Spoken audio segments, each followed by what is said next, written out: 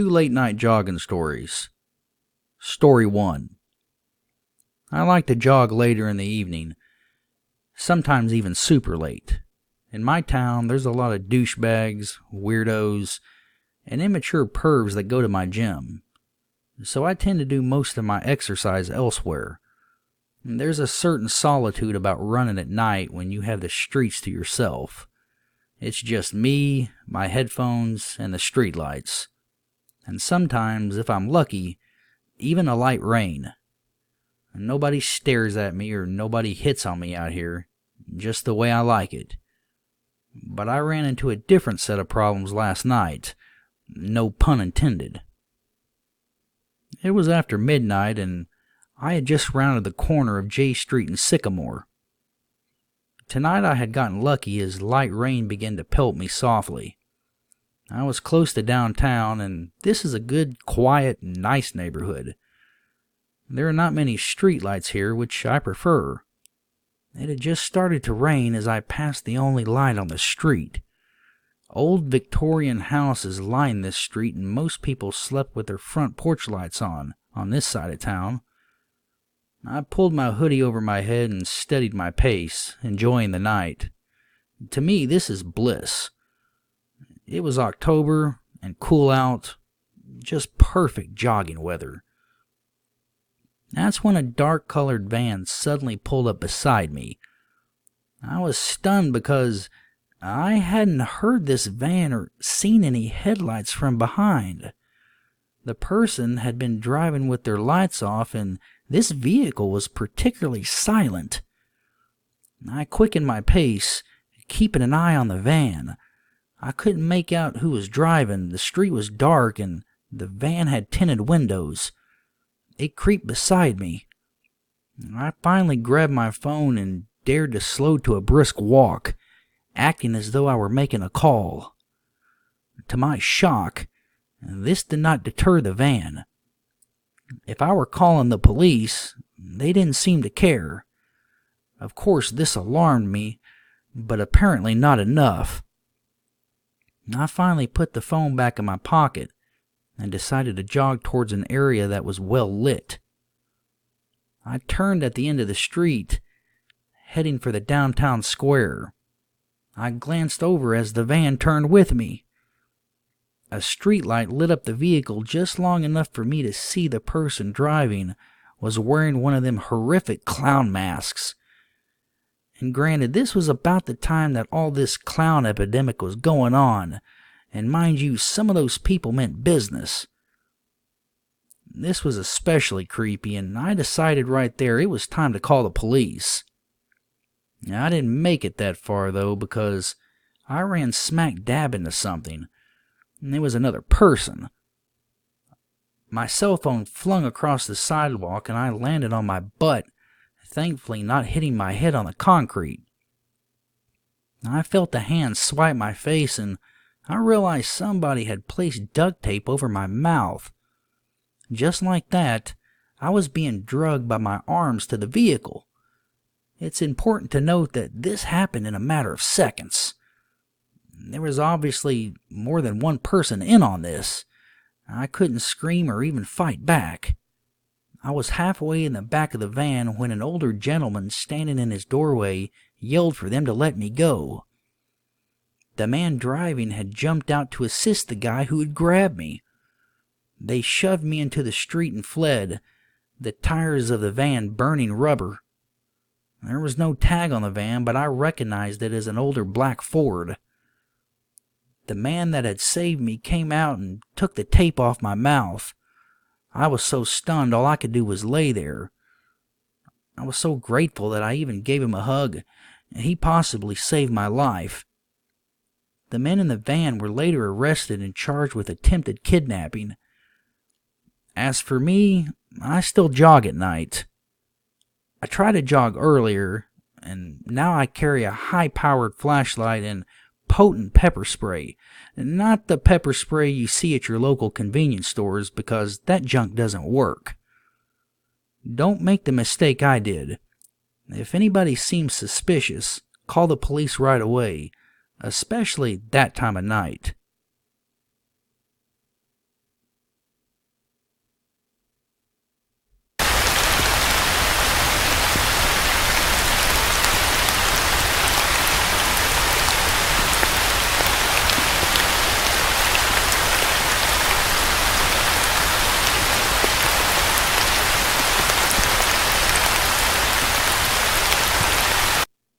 Story 2.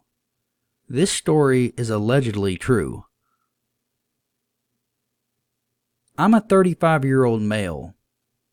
I work at 5:30 a.m. at a turkey plant downtown. For the past 20 years, I've walked to work because I love to.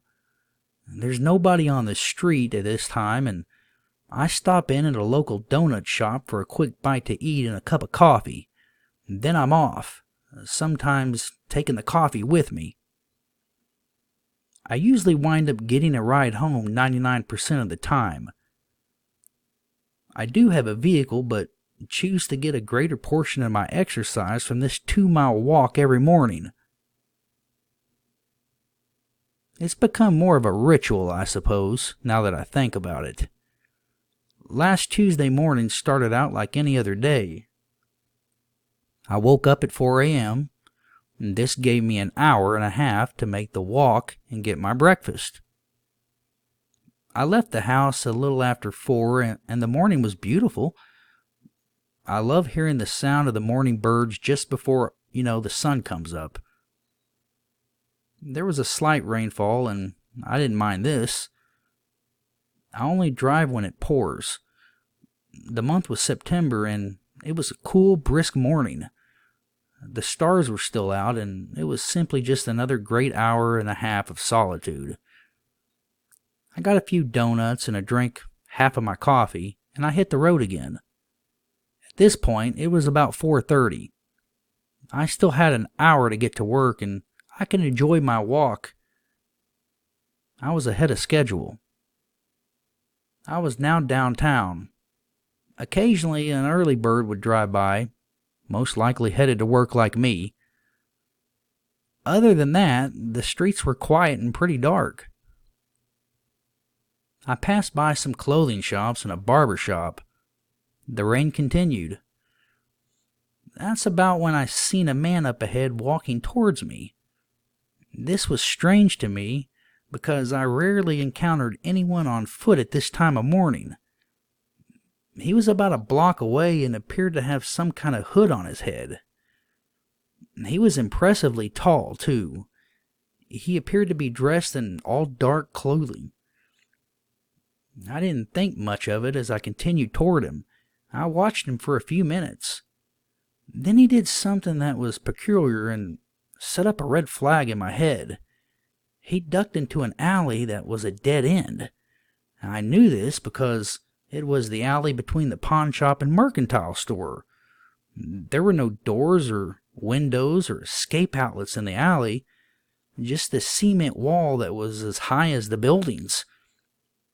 A couple small trash cans set at the end of the alley, and that's it. Now, he's planning to jump me, I thought. I immediately felt angered. This was the first time I had ever encountered something shady on my morning walk to work. But he wasn't going to outsmart me. I may not have a weapon, but I'm not stupid either. I decided to cross the road and make him look stupid as I walked by. On the opposite side of the road, I came even to the alley. I looked in. I was stunned to see it empty.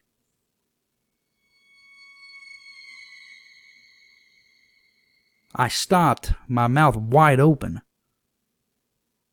There was absolutely nowhere the man could have gone. He couldn't have scaled the cement wall even if he was Spider-Man. Nevertheless, the alley was empty. I had to cross the road to make sure. I walked to the end of the alley and looked up. The buildings were very tall, and just as I thought, no windows, no nothing. Just 2 trash cans that were empty. I took in a breath and suddenly didn't feel too well in there. I can't describe the feeling, but I didn't necessarily feel that somebody was in there with me.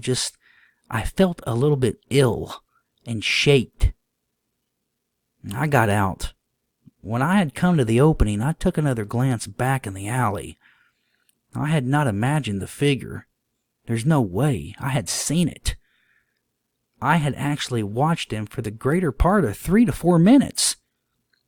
I went to work that day spooked, and I've contemplated driving to work since.